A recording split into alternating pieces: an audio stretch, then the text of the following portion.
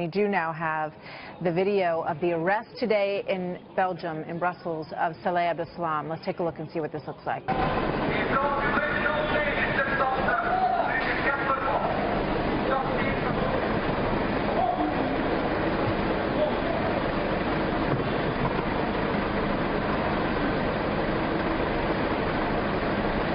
is the brand new video. They got their man, Salah Abdeslam, who's managed to stay undercover really basically in his own neighborhood in Molenbeek over the course of the last 4 months.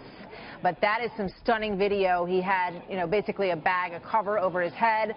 They ducked him into the car, and no doubt he is undergoing an intense round of questioning. Bill Daley is here with us. We're glad to have him with us, FBI investigator, former.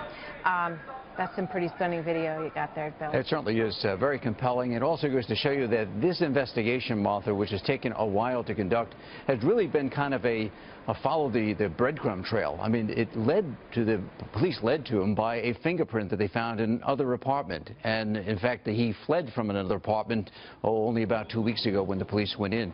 So this has been a constant manhunt.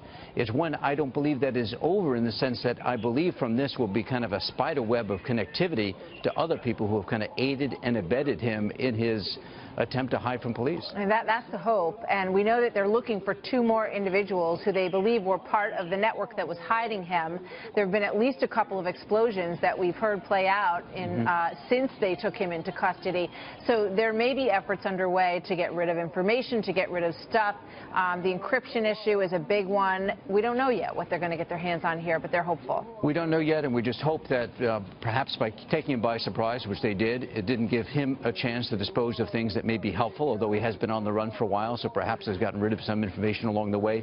I think earlier Catherine Herridge was speaking about this issue regarding encryption as being one that the authorities have known for a long time, way before even this current Apple FBI case. And it's one that has played into this case as well, as authorities have tried to break into some of the electronics and found that it's been very difficult.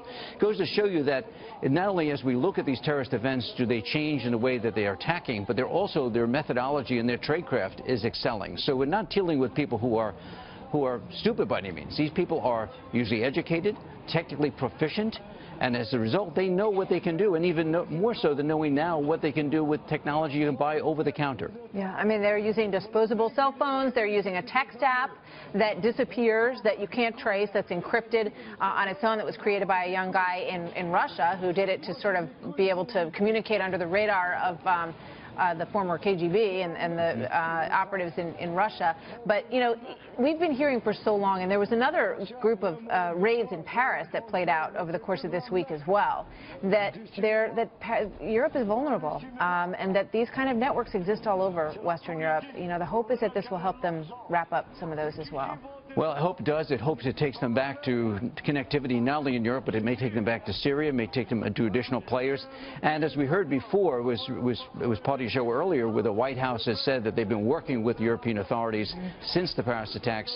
Hopefully, if there's any information that they can share with us that would bring some light to people who are here, who may be planning things here, that will help. That's certainly aspirational. But it goes to show you that in this world of connectivity, of instant connectivity, is that what happens in Europe can easily affect what's happening in the U.S., and we have to be very well wired with our compatriots around the world in fighting terrorism. You got to work hard. You got to stay on it. You have to have intelligence. You have to have the access to get into these phones, and you got to be a little lucky at times. All of the above. Bill Daley, thank you very much. Good to see you.